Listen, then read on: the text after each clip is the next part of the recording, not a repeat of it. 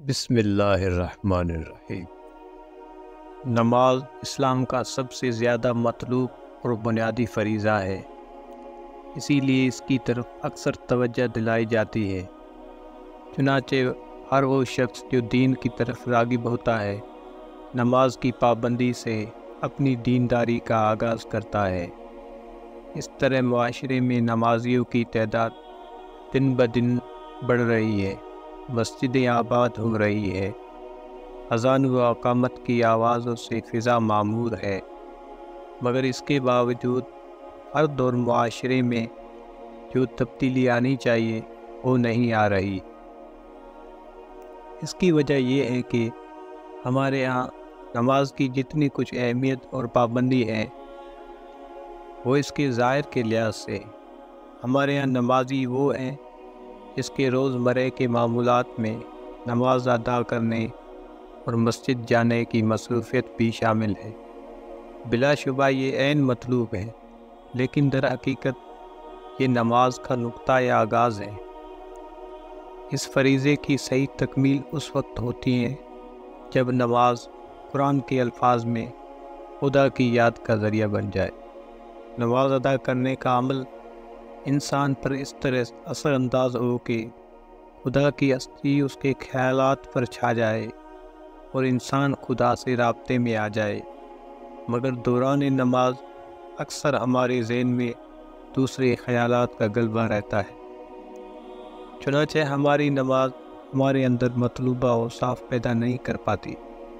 ہم نماز پڑھتے ہیں پھر بھی جھوٹ بولتے ہیں، جھوٹی قسم کھا کر مال بیچتے ہیں، خدا کے بندوں کے حقوق پامال کرتے ہیں، انسانوں کو تحقیر کرتے ہیں، غرض وہ سب کچھ جو ایک غیر نمازی کر سکتا ہے ہمارے معاشرے کا نمازی بھی کرتا ہے۔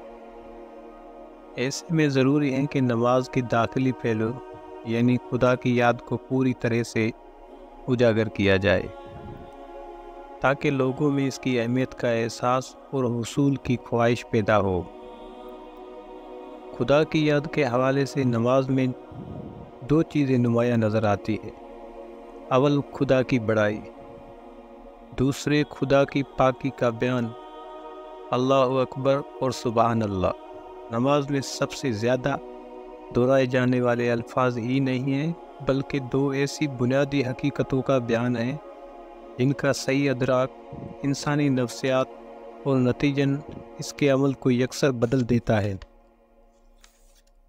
پہلے اللہ اکبر کو لیجئے۔ یہ کلمہ انسان کو بار بار یاد دلاتا ہے کہ اس کا رب ایک بڑی ہستی ہے، اس سے بڑی ہستی ہے، سب سے بڑی ہستی ہے۔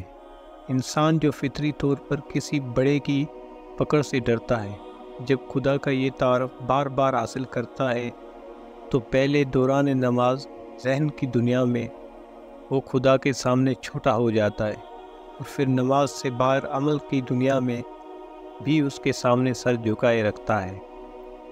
جب کوئی ایسا لمحہ اس کے سامنے آتا ہے جس میں وہ طاقتور ہوتا ہے کہ ظلم کرے، آزاد ہوتا ہے کہ نافرمانی کرے، با اختیار ہوتا ہے کہ کسی کا حق مارے، تو وہی نماز والا بڑا خدا اسے یاد آ جاتا ہے۔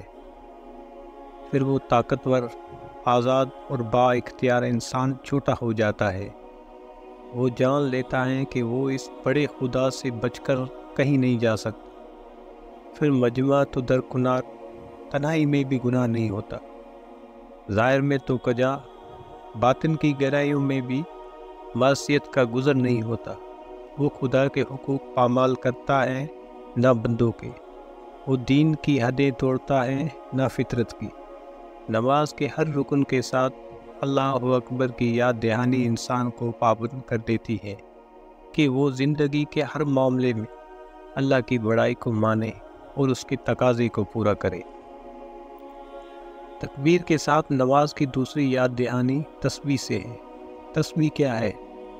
اس بات کا اعتراف ہے کہ خدا بے عیب ہے، ہر کمی، ہر غلطی سے پاک، ہر تشبیہ، ہر تمثیل سے منزہ ہے۔ وہ ایسا ہی ہے جیسا کہ اس کی اعلیٰ اور عظیم ہستی کو ہونا چاہیے۔ انسان نماز کا آغاز اس حقیقت کے اقرار سے کرتا ہے، رکوع میں اس بات کو مان کر جھک جاتا ہے اور سجدے میں اس حقیقت کے اعتراف میں اپنا ماتھا زمین پر رکھ دیتا ہے۔ خدا کے سبحان ہونے کو جاننا کوئی معمولی بات نہیں۔ اس حقیقت کو جانے بغیر ایک طرف انسان خدا سے وہ کچھ منسوب کرتا ہے جو اسے شرک وال حد تک پہنچا دیتا ہے، تو دوسری طرف بندے اور رب کے درمیان جو اعتماد و محبت کا تعلق ہونا چاہیے اور جو در حقیقت روح کی غذا ہے، وہ کبھی پیدا نہیں ہو سکتا۔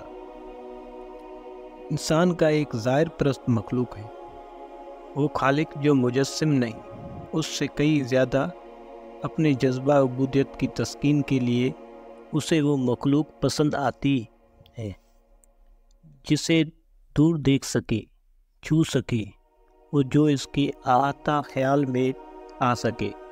چنانچہ انسان مخلوق کا ایک پیکر لیتا ہے، اس میں خدا کی صفات ڈالتا ہے، پھر کبھی خدا سے اس کا نسب ملاتا ہے، کبھی اسے خدا کا مقرب ٹھہراتا ہے، پھر نمازی نماز پڑھتا ہے، رب کی تسبیح کرتا ہے، مگر اس کے ساتھ غیر اللہ کو بھی پکارتا ہے، اسی کے لیے روتا ہے، اس کے حضور میں نظریں پیش کرتا ہے اور اس سے دعائیں مانگتا ہے۔ اس کے بعد غیرت مند خدا اپنے حصے کی عبادت بھی اپنے شریک کو دے دیتا ہے۔ اس حقیقت کا دوسرا پہلو یہ ہے کہ انسان بے حساس واقع ہوا ہے، پھر وہ ایک ایسی دنیا کا باسی ہے جہاں ظلم عام ہے، یہاں اکثر وہ ہوتا ہے جو نہیں ہونا چاہیے، یہاں روز ایسے واقعات پیش آتے ہیں جو ایک حساس انسان کو تڑپا دیتے ہیں، وہ کمزوروں کو مظلوم، اچھوں کو دکھی اور بے قصوروں کو پریشان دیکھتا ہے۔ ایسے میں اگر خدا سبحان اس کے ذہن میں پوری طور پر زندہ نہ ہو تو وہ ایسے بے حس خدا کا منکر ہو جاتا ہے، وہ اس خدا سے بے نیاز ہو جاتا ہے جو ظلم ہوتے ہوئے دیکھے مگر خاموش رہے، جس کا ہاتھ ظالم کو پکڑنے کے لیے تو نہیں اٹھتا مگر معصوموں پر زلزلے، سیلاب، موت، معذوری اور پریشانی بھیجنے کے لیے خوب حرکت میں آتا ہے، حتیٰ کہ اپنے نام لیواؤں کو بدترین حالات میں بھی تنہا چھوڑ دیتا ہے۔ یہ تسبیح کا عمل ہے جو ہمیں بتاتا ہے کہ خدا نہ بے بس ہے، نہ بے حس، نہ وہ رعایت سے بے پرواہ بادشاہ ہے، نہ ثبوت و گواہی کے لیے محتاج۔ قانون وہ تو پاک ہیں، عظیم ہیں، اعلیٰ ہے، اس دن کا منتظر جو بہت جلد آنے والا ہے، جس دن ہر سرکش اور ظالم کا ٹھکانہ جہنم اور نیکوکار کا مقام جنت کی ابدی نعمتیں ہوں گی۔ چنانچہ تسبیح انسان کو شرک، الحاد، مایوسی اور بے عملی سے بچاتی اور مشکل ترین حالات میں بھی اس کو خدا کے آگے جھکائے رکھتی ہے۔ اس طرح نماز کے یہ داخلی پہلو یعنی تکبیر و تسبیح متقی، باعمل، حوصلہ مند اور صاحب ایمان انسان کو جنم دیتے ہیں، وہ انسان جن کی آج کے دور میں سب سے زیادہ کمی ہے۔